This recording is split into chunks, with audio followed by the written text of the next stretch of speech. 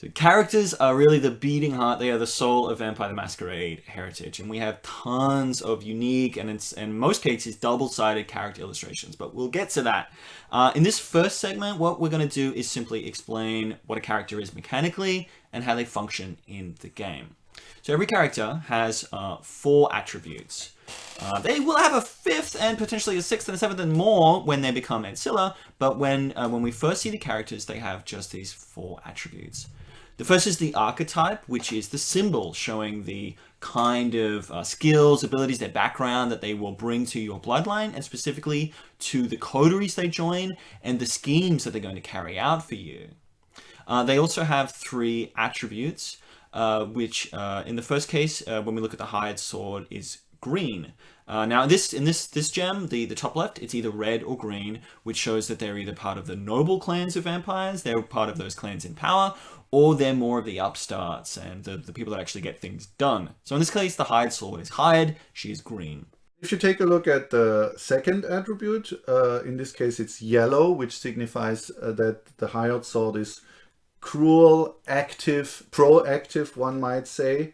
It could otherwise be blue, which signifies peacefulness, but also passivity. The last of the attributes at the bottom is the geographic origin or the geographic connection of the character. And this can either be black, signifying the north, white, signifying the south, light blue, signifying the west, or brown, signifying the east. And then, of course, we have roaming characters, which have their own symbol and which are kind of like the wild cards in that regard. And in the Battleground series, we explain how these attributes impact each of the battlegrounds in turn. But to give the quick overview, when you take one of these characters, you embrace a mortal or a vampire, you bring them into your bloodline. Each of these attributes is going to modify a single battleground so that all 3 of them are modified by that. And this becomes a strong recurring theme throughout the game, which is that even though some of these abilities might be good for you or bad for you, they all happen regardless, because these vampires are characters who have a life on their own, and you need to sort of like wrangle them together into the direction that you want them to go in. Right, and the first of these character types that are in the game that you've seen the huge spread of in the beginning is the basic characters, and that's what we're going to take a look at next. This first type of character that you're going to encounter in the game is the basic characters, and you're going to start with a deck of 48 mortal character cards, completely as you see them here, with their human side up. And what you're going to do through the course of the campaign is, first of all, you're going to get more of them. So there's going to be a change throughout the chronicle where you're going to see and unlock differing looks of characters. One of the major ways you shape your game of your own personal copy of Vampire the Masquerade Heritage is by deciding which of these characters you upgrade, which of these you allow to basically develop their full personality. Right, and there is one important detail here, which is that the basic characters delivered in the box will come sleeved, so that all of these characters, you only see the front side to begin with. And there's an aftermath phase after each chapter between games where players, depending on the missions that they've achieved, will be able to elevate some of these characters to Ancillae, and that means simply taking out the card, flipping it around, revealing the new illustration, and revealing their new ability. And one last thing, applying a clan sticker, because now this is no longer a fleeting mortal who turns up from chapter to chapter. You don't really care necessarily about them. This is going to become a specific character in your chronicle, and you can even apply a name sticker at this point. So he's no longer the alchemist, he is, the vile alchemist, or Simon the alchemist. Exactly. So you can actually see this here. We have a few examples here at the top of characters already upgraded. Here's even one with a upgrade sticker attached to it. And if you look at the alchemist here in the top right, you can see how this works for one individual card.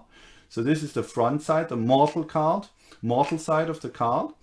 And if you decide to upgrade the alchemist, you're going to reveal this other side of his, which reveals his special ability and allows you to place the sticker and so on and so forth.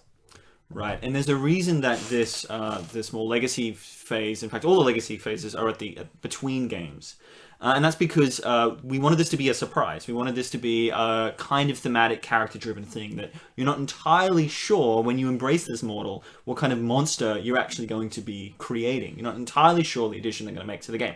But it's not random. If you take a warlike character, it's going to be related to attacking other players, being resilient to other players attacking you, and so on. If it's a wealthy one, it's going to be about power and triggering the abilities of vampires. But you'll get a sense for this as you unlock more and more of them. Exactly, and this is actually that's changed from early prototypes that you might have seen during the Kickstarter, and the reason is exactly that. We wanted players to be able to embrace and upgrade the characters that they like, and not necessarily those that they feel will give them the best chance of winning the next game. And that is a good point because these characters are shared. They go out into the world. You will have a single character retainer that you can take into the next chapter, but that's just one. Other than that, these changes that you're making are for the sort of community of characters that we're building all together. So it's very much I like to, it feels like you're rewarding a particular character. It's not so much about advancing your position in the world, and it's a thematic first sort of element. Exactly, and that can also mean that different play groups end up with widely differing games in how they play, because your group might focus on the more peaceful characters by chance or by preference. Well, there's the stickers as well that you exactly can see, that adds to that, but it starts even at character selection, and that's what we really try to achieve with this element of the characters in the game. There's a whole lot more to discover about the characters, the basic characters in Vampire Heritage. But of course, there's also this other kind of character that comes in during the Chronicle, and we're going to talk about that next. Beyond the basic characters that are going to keep coming up throughout the Chronicle as well, we have these additional special Chronicle characters. And we kind of like to divide them in two ways. First of all, there's the historical characters that you're going to be able to embrace throughout the Chronicle. So for example, Dante and Joan of Arc here at the top. And then there's the characters that you might know from the Vampire the Masquerade lore, like the ones that you can see at the bottom here. The characters from history, they can be identified because they do not have a clan affiliation when they come into play. So Joan of Arc, in one table, she could be a rabid gangrel. In another, she could be a venturer aristocrat. It all depends on who, or she could be a thin blood. It all depends on who claimed that mission in your game and what sticker they assign to it. Whereas, obviously, the characters taken from the Vampire the Masquerade lore, they very much have already a clan affiliation, and we've kept them in place. So that can't be changed. And this is a way of throwing some, like, sort of curves into the character mix, so that one clan isn't, overwhelming the others. Right. And one other thing that we've actually not shown here is the fact that for the most of these characters that come in, you actually have a choice between two different sides of the character. And the important choice here is you can decide whether you want to bind them more tightly by making you able to keep them as retainers, or not, and keep them as free spirits, in which case they can't be retained, but they're also not going to become resentful. The other lore characters from Vampire the Masquerade are clan leaders. And they're very rare, actually, characters which will become available by completing missions.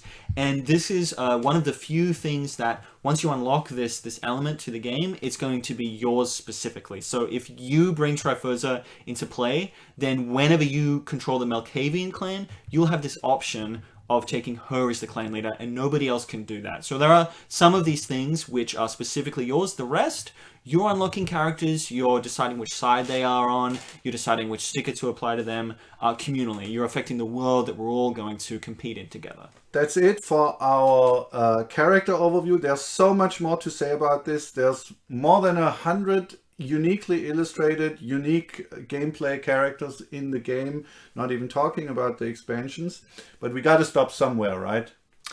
Yep, and we are stopping here. What we'd love, if you're watching this after the game has come out, is please share with us your favorite characters, your most hated characters. As a legacy game, they're going to keep popping up, and I love seeing this happen at tables. If you've liked the video, a few things you can do. You can maybe like it. You could maybe subscribe to the channel to see more as we release them. There's also the possibility to still buy the game if you haven't done so already. Right, that's it for today with the characters, and we'll see you again with other videos for Vampire the Masquerade Heritage. Bye bye.